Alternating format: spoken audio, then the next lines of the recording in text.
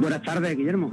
Hoy no se pierdan este tiempo de historia en la cadena SER, porque les vamos a hablar de la historia del ferrocarril a su paso por prácticamente todos nuestros pueblos. Una historia que no hemos olvidado, pero cuyas imágenes ya se ven algo borrosas, porque recordemos que esta línea conocida como la línea Guadix-Almendricos dejó de funcionar allá por 1985, pero entre que nació en 1894 y desapareció, pues bueno, nos permite hablar de contrabando, de preventas, de lucha entre pueblos de los Vélez, del Levante, del Almanzora, para ver por dónde transcurría ese trazado y por dónde transcurría el trayecto de la que posteriormente sería esa línea mencionada.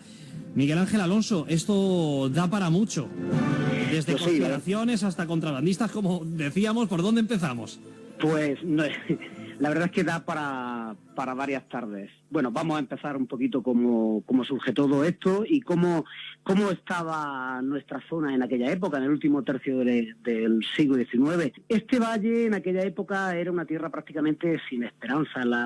Buena parte de la gente estaba emigrando a Argelia, a Orán, también que llovía muy poco, las cosechas eran muy malas.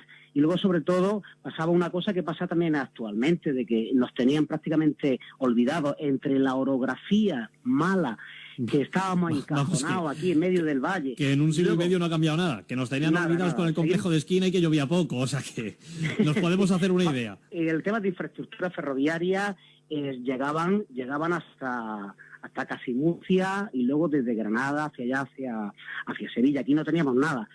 No teníamos ni carreteras principales, solamente había carreteras para el paso de carros y carretas y tal.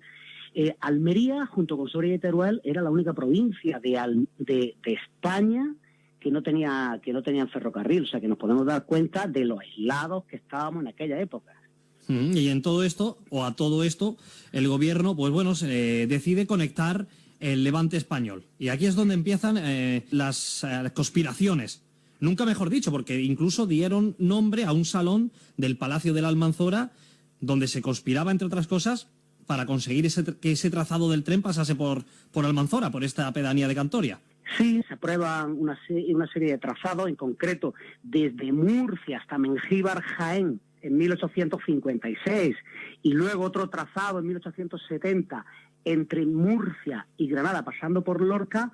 Estaba adjudicado que pasara por la zona de los Vélez, había estado aprobado ese trayecto, hasta que en 1876 hay una serie de personas influyentes del Valle de Almanzora, entre ellas el Marqués de Almanzora, senador en Madrid. Él, junto con otros señores, piensan que iba a ser más que importante que pasar un ferrocarril por estas tierras. Entonces lo que hacen es hacen un estudio privado, lo envían a Fomento, se lo aprueban y lo que hacen es luchar contra los distintos intentos de los Vélez, intentando que pasara por aquí, por el Valle de la Almanzora. Y de hecho se lo roban a los Vélez. Finalmente pasa por ahí.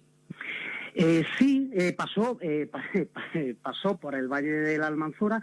El Marqués de Almanzora, junto con sus compañeros de aventura, lo que hacen es empiezan a subvencionar periódicos como El Minero de Almagrera, algún periódico en Madrid que hablen bien del Valle de la Almanzora, y se anticipan a los demás, por ejemplo, ofreciendo terrenos municipales al trayecto. La estación de Almanzora está construida sobre terrenos que regaló el Marqués de Almanzora. El Ayuntamiento de Alboz quiso participar con 4.000 duros. Huercalovera también quiso motivar que se eligiera este trazado ofreciendo 50.000 pesetas. Esto llega a oídos del grupo de presión de los Vélez, y lo que hacen ellos también es fichar a otros periódicos, como por ejemplo El Eco de Lorca, y para decidir el trazado, una comisión de diputados y senadores de las 3 provincias afectadas van a evaluar cuál sería la mejor opción. Los ayuntamientos del Valle de la Almanzora envían informes al Ministerio de Fomento diciendo que aquí hay gran cantidad de mármoles, cítricos, los minerales de Sierra Almagrera. En el otro caso, en los Vélez, pues ellos alegan que el trayecto sería mucho más corto el suyo, una tercera parte, que las obras de fábrica serían más favorables debido a su mejor orografía, y que había sido siempre un trayecto histórico antes había una carretera histórica romana, una vía romana que pasaba por ahí, y en esos días había una carretera principal que unía Murcia con Granada. Algunos, como los de los Vélez, también intentaba echar por tierra a los demás, decían que la gente de Huércal que vivían del contrabando básicamente, que no eran merecedores de este trayecto. No, o sea que ahí empezaban ya incluso las acusaciones, cuanto menos acusaciones duras. Sí, por supuesto, es que se estaba decidiendo el futuro, claro, el futuro del valle, y el futuro no solamente de esa generación, el futuro de muchas generaciones.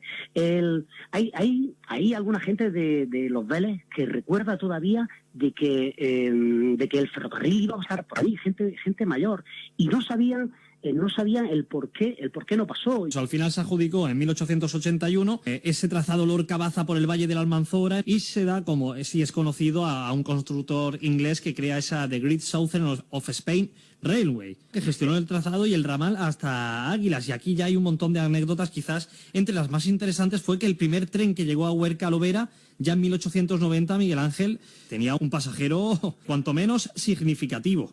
Sí, esta compañía británica se queda con lo que es la construcción y la explotación del ferrocarril. Eran 163 kilómetros, incluidos el ramal desde Almendrico hasta Águila.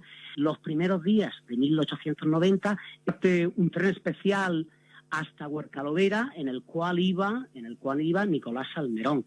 Luego ya en abril de 1890 sería ya la inauguración oficial de la estación de Huercal. Pero ese tren iba por el que fue presidente de la República, Nicolás Salmerón. Nada más y nada menos que Nicolás Salmerón llegó en el primer tren a Huerca-Lovera, o sea que puso el pie en la estación de Huerca-Lovera cuando llegó el primer vehículo ferroviario. Y por supuesto hablamos también, y bien lo sabes tú que eres natural de Almanzora, de cómo el Marqués le robó el trazado a Albox, ya no solo entre comarcas sino entre pueblos. La parada, en vez de estar en Albox, que era el núcleo de población quizás el más importante de la zona, se la llevó el Marqués a la puerta del palacio, pero a la puerta, así de claro. Hasta el último momento el Marqués de Almanzora no dijo que el ferrocarril no iba a pasar por Albox.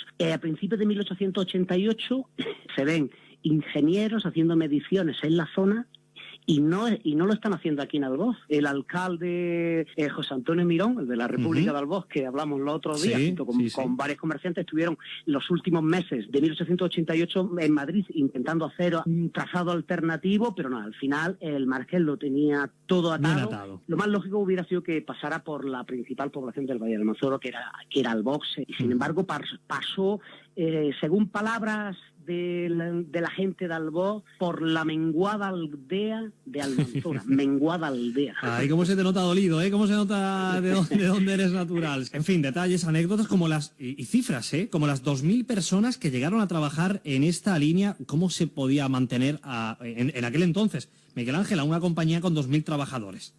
Toda esta cantidad de trabajadores estaban trabajando los distintos tramos de construcción del ferrocarril a la altura de Almanzora, para darle sustento a toda esta gente alimenticio. Por ejemplo, mi bisabuelo Bernabé, que era el propietario de la Torre Vigía del Alto del Púlpito, la habilitó, le instaló unas velas latinas y la convirtió en molino. Y estuvo durante ese año, 2 años de construcción en esta zona, estuvo moliendo el grano para darle sustento a toda esta gente. Luego llegó Gustavo Gilman, un personaje, el ingeniero, director general de esta empresa, que merece todo un baúl de la historia para él. Imprescindible es también Miguel Ángel Alonso, por lo que hay que darle las gracias una vez más y decirle, Miguel Ángel, que nos visites otra vez pronto, que nos ayudas a abrir este baúl dentro de muy poquito, Ya para otro día seguimos con Gilman, y solamente recordar que la mayoría, la buena parte de la gente de la zona se fue a la mili y se fue en tren. Cuando se fueron, la emigración del año 60, se fueron todos en tren. Cuando la gente se iba a estudiar a Granada y tal, siempre se cogía el tren. Por eso hay un cariño y hay un recuerdo de que cuando se habla de ferrocarril, tal, pues hay cierta nostalgia, sin duda alguna. Muchísimas gracias, Miguel Ángel Alonso, una vez más. Muchas gracias a ti, Guillermo.